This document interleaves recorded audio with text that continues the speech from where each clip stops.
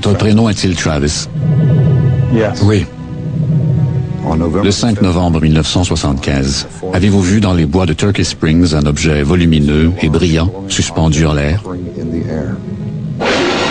Oui. Quand vous vous êtes retrouvé tout près de cet objet semblable à un ovni, avez-vous subi un choc attribuable à une force exercée par lui? Oui.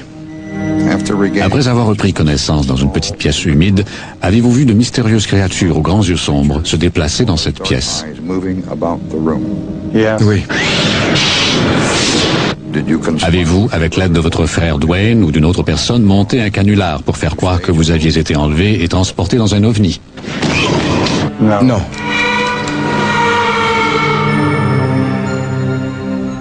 Il est 17h49 dans le nord-est de l'Arizona, au cœur de la forêt des Montagnes Blanches. Travis Walton, 22 ans, retourne à Snowflake en compagnie de 6 autres bûcherons après une journée de travail en forêt. C'est Mike Rogers, le chef d'équipe, qui est au volant. Au sortir d'une courbe, il se retrouve dans une clairière et soudain, ils sont éblouis par une lumière venue du ciel.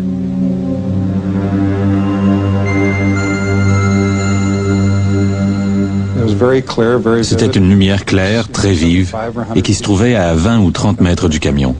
Je l'ai vérifié plus tard en allant marcher à cet endroit. Depuis l'après-midi fatidique, Travis Walton s'est promené une centaine de fois dans cette clairière. Mais aucune réponse à ces questions n'a été trouvée. J'ai longtemps fait des cauchemars pénibles. Mais il fallait continuer à vivre et j'ai repris le dessus.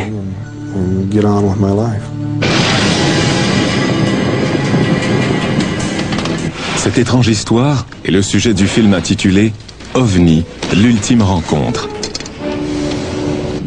Elle doit son originalité au fait que 6 camarades de travail de Travis Walton ont assisté à son enlèvement par des êtres inconnus.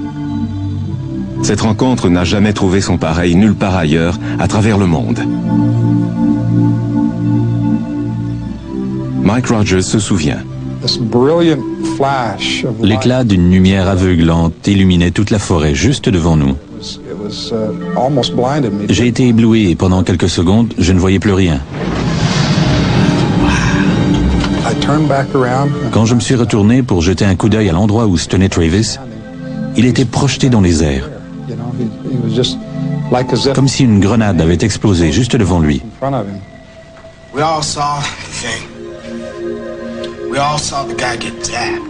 Ils ont présenté la même version des faits et ils ont juré qu'elle était véridique.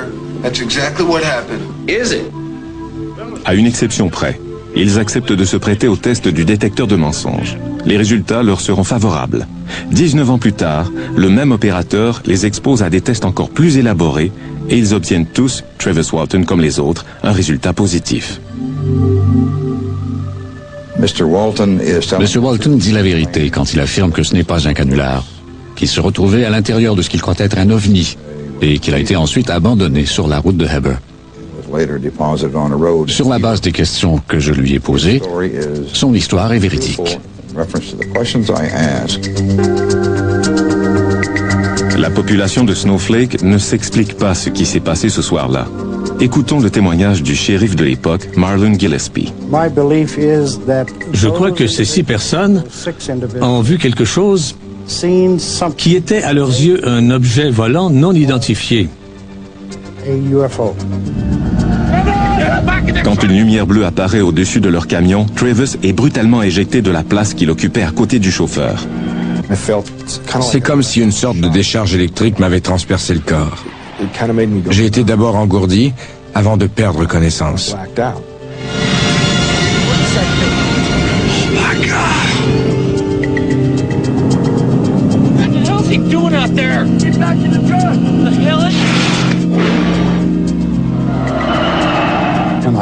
J'ai appuyé sur l'accélérateur. Tout le monde me criait de détaler au plus vite et je suis parti. Ils ont pensé que j'avais été tué, ils ont été pris de panique. Pendant que le camion s'éloigne à toute vitesse, Travis se retrouve au centre d'une série d'événements inexplicables. Je ne sais pas comment je suis monté dans cet engin, mais c'est bien là que j'ai repris connaissance. J'avais très mal, je souffrais énormément. J'étais allongé sur le dos, sur une table avec de la lumière au-dessus de moi. Au début, tout était flou. Puis j'ai vu ces créatures à mon chevet et j'ai su que je n'étais pas dans un hôpital. Et là, j'ai perdu la tête et je suis devenu hystérique.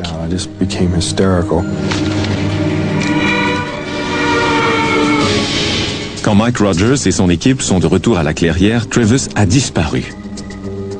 Peu importe qui ils étaient et d'où ils venaient, ils s'étaient emparés de lui et j'en étais profondément touché. J'étais démoli.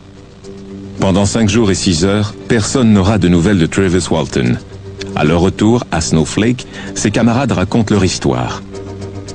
Les résidents de la ville commencent par en rire, mais la suspicion succède très vite à la dérision. Nous avons commencé par les observer attentivement pour savoir s'ils avaient consommé de l'alcool ou s'ils avaient pris des stupéfiants. Des équipes de chercheurs passent les montagnes blanches au peigne fin. Mais le temps passe et on commence à soupçonner Mike Rogers et ses hommes d'avoir assassiné Travis Walton, d'avoir dissimulé son cadavre et d'avoir inventé cette histoire d'OVNI. C'est donc avec une certaine appréhension que les compagnons de Travis Walton subissent le test du détecteur de mensonges. If you're lying, my machine will show. If you're clean, it'll show that too. How do we know you ain't been bought off? Make us look bad. En raison de la suspicion ambiante, l'un des bûcherons, Alan Dallas, refuse de subir le test du polygraphe, mais les résultats obtenus par Sigelson réduisent à néant la théorie du shérif. Aucun d'eux n'avait tué Walton. Aucun d'eux n'était impliqué dans sa disparition, n'avait tenté de le blesser ou de l'enterrer dans les bois en déclarant avoir vu ce qu'ils présumaient être un ovni. Ils ont tous les 5 dit la vérité. Finalement, 5 jours et 6 heures après sa disparition, Travis Walton se réveille tout près de la ville de Heber, au bord de la route. Une lumière brillante se réfléchissait sur la route. Et quand j'ai levé les yeux pour voir d'où elle venait, j'ai vu cet objet suspendu en l'air. Et juste comme je le regardais, il a disparu de mon champ de vision. Très vite et en silence. Et plus étrange encore, il raconte qu'il a été transporté à bord de ce vaisseau extraterrestre. C'était une toute petite pièce discrètement éclairée, où il était très difficile de respirer. Comme si l'air ambiant était trop chaud ou trop humide.